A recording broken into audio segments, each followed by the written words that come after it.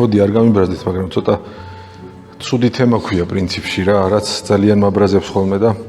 უნდა ვთქვა, მით უმეტეს ისეთი სტუმარი მართლა არ იყო მარტივი რა. მე თვითონ ისეთი ადამიანი ვარ, რომ არაფერს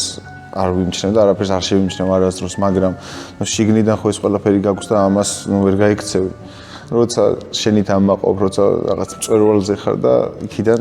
და ყველაზე მეტად ყველაზე ცუდი რაც არის, რომ აფხელა ხალხის სიყვარული გაქვს და უცბად რაღაც ადამიანებს და იმას რო გრძნობ სადღაც კომენტარს უკითხულობ, რომ ამანი ამიტომ მოიგო, იმიტომ მოიგო და შენი შრომა რომ უცბად წყალში იყრება და ეს იყო საშინელი. ესე ვაქვარ და საწავით, მაგრამ მე დღესაც აქ ვარ, ისევ ძლიერი ვარ და დღესაც შემიძლია ევროპის მოგებაც, ძალიან დიდი ტიტულების მოგებაც და ალბათ ეხა მიხვდნენ, რომ მე იქ არაფერს უაში არ ვიყავი და რა განცდა გაქვს, როდესაც იცი რომ ჭიდაობ და მამა შენი ესწრება ტურნირს. ხოლმე მომენტები რომ აი მაგალითად ფინალურ დაპირისპირებას ან თუ ძალიან დაძაბული ეს არის და იქ ბოლომდე ვერ რჩება ხოლმე და ვერ უყურებს და გადის და მე შემოდის ხოლმე და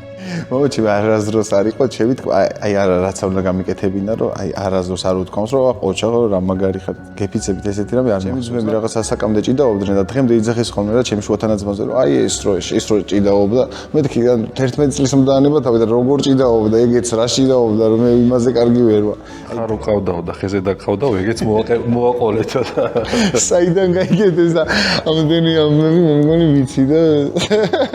ძალიან ხშირად ყოფილი ვარ და ყოველთვის ყველა მეზიზღება ხოლმე ყველა მწვრთნელი მამა ჩემი რო შემიყვანა ძიუდოზე თვითონ ძიუდო შემქმნელი ტრიბუნიდან მაგ დროს ძალიან ლამაზია საქართველოს დროშა ყველაზე მაღლა როკეტია კვარცხლბეკიდან რანაირი კვარცხლბეკიდან არის ულამაზესი გამარჯვების სიხარული შენი ხალხის სიხარული და ჰიმნი რო ირთვება იქიდან ეხლა შეიძლება დამაყაროს კარგი მამობა ალბათ უფრო რთულია ჩემპიონობის ზანადვილი. შემიძლია 2-3 წელიწადშიც მოვიდე, როცა მამა ვიქნები და ექსკლუზივი. მამების დრო ყოველთვის იქნება და არ მოგვიშალოს ღმერთმა. მამების დრო ყოველ 4 შაბათს 20 საათზე.